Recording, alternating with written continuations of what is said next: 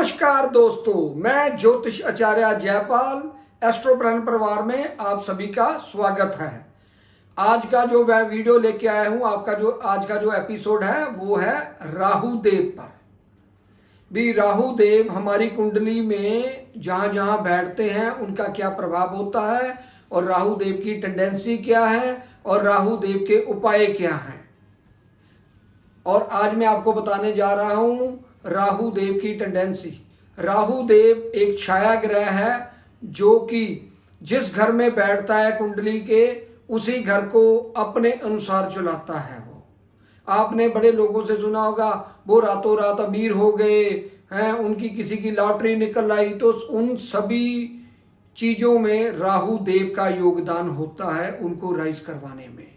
और दूसरी बात दोस्तों, अगर कोई फर्श से अर्श तक जाता है और अर्श से फर्श तक आता है तो भी राहु देव का ही सबसे बड़ा योगदान रहता है। आज मैं आपको बताऊंगा राहु देव किन कैसी कुंडली में कहां कहां बैठते हैं, किन किन घरों में बैठते हैं और उनका क्या रिजल्ट है।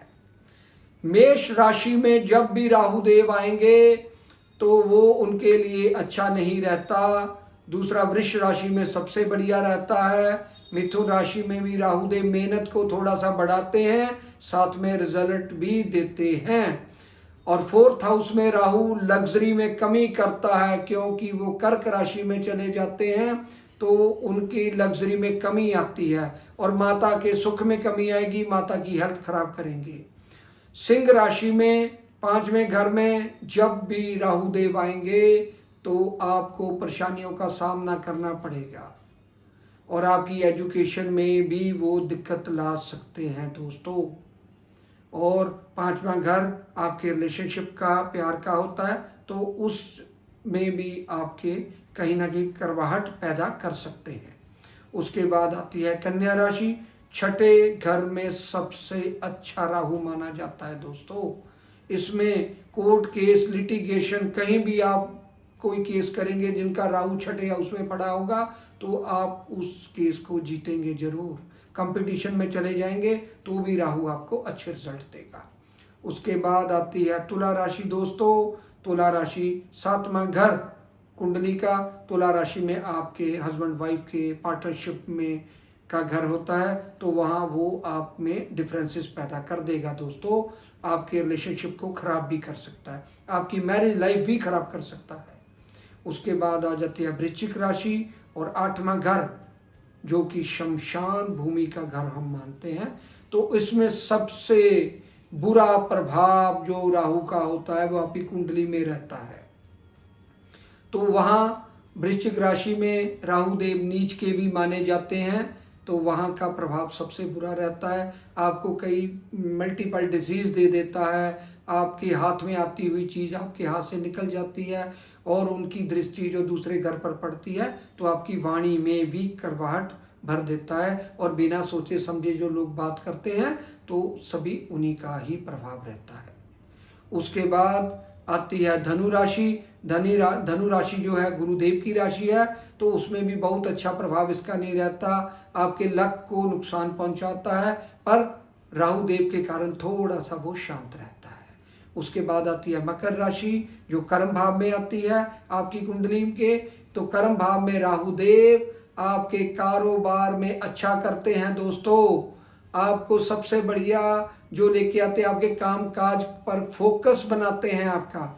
अगर आप कोई भी काम करते हो तो उस पर उनका फोकस, आपका प्रॉपर फोकस देते हैं और आपको काम काज करने में, और जो इस काम को भी वो शुरू करेंगे तो मकर राशि में अगर आपका पड़ा होगा राहु तो वो पूरा करके ही छोड़ेगा। उसके बाद आती है कुंभ राशि दोस्तों, ये भी शनिदेव की राशि है, तो लाभ स्थान में भी आपका बहुत बढ़िया रिजल्ट देते हैं राहु देव। तो उसके बाद मीन राशि में दोस्तों मिला जुला रहता है असर, विदेश सेटलमेंट भी करवाते हैं, वहाँ पे हॉस्पिटलाइज के खर्चे भी बढ़ाते हैं। ओवर खर्चे जो आप बिना सोचे समझे आपके खर्चे हो जाते हैं, जब आप सोचते हो यार हमने तो ये सोचा ही नहीं था यहाँ खर्चा हो गया, तो उसका सबसे बड़ा कारण होता है भी आपके बाहर में घर का राहु जेल यात्रा भी करवाता है। तो ये चीज़ें सबसे अहम रहती हैं। और 2-3 चीजों का दोस्तों ध्यान रखना। 7वें घर, 8वें घर और 12वें घर का राहु सबसे माड़ा गिना जाता है, सबसे बुरे और नेगेटिव प्रभाव देता है। तीसरे और छठे घर का राहु सबसे अच्छा गिना जाता है। इसलिए दोस्तों जिन जिन जातकों की कुंडली आप उठा के देख लें, आपका राहु कहाँ पड़ा हुआ है, जहां जहां आपका राहु पड़ा हुआ है उसके अकॉर्डिंगली उस घर की आप रेमेडी जरूर करें। अगर आपका राहु कहीं 8वें में है तो आपको किसी के साथ भी कोई झगड़ा मोल लेने की जरूरत नहीं है, आराम से अपना काम काज करें। 7वें में है तो पार्टनरशिप को खराब करेगा। अगर आप किसी के साथ पार्टनरशिप में है, चाहे वो हस्बैंड वाइफ की है, चाहे कोई बिजनेस कर रहे हो, तो उसकी ओर आपको ध्यान देना पड़ेगा दोस्तों। और उसके बाद जो मेन चीज है, राहु देव का एक बड़ा प्रभाव रहता है। जब भी राहु देव की दशा अंतरा आती है तो लोग भाग के चले आते हैं, भी पता नहीं क्या हो जाएगा। दोस्तों ऐसा नहीं है, राहु देव बुरा करने पे आते हैं तो आपके उसमें सबसे ज्यादा जो राहु देव की जब कंडीशन आपकी बुरी होती है तो उसमें सबसे ज्यादा देखना पड़ता है शनि देव की स्थिति। आपकी कुंडली में शनि देव कहाँ बैठे हैं, कितने पॉजिटिव हैं, कितने नेगेटिव हैं। अगर आपकी कुंडली में शनि देव कहीं खराब हो गए दोस्तों तो राहु देव से आपको कोई बचाने वाला नहीं है। तो आज मैंने आपको जो जानकारी दी है सिर्फ आपकी कुंडली में राहु देव का किन किन घरों में कैसे बैठते हैं, उनका क्या रिजल्ट है, और सेकंड वीडियो में आपको लेके आऊंगा इनके उपाय, साथ में राहु देव कैसे हैं, कैसी वो बीमारियां देते हैं आपको, कैसी डिजीज उनकी है, तो उसके बारे में नेक्स्ट वीडियो में, जो अगली वीडियो इसके बाद सेकंड पार्ट में लेके आ रहा हूं, तो वो राहु देव के अकॉर्डिंग है। ठीक है, आज के लिए इतना ही दोस्तों, धन्यवाद, नमस्कार दोस्तों।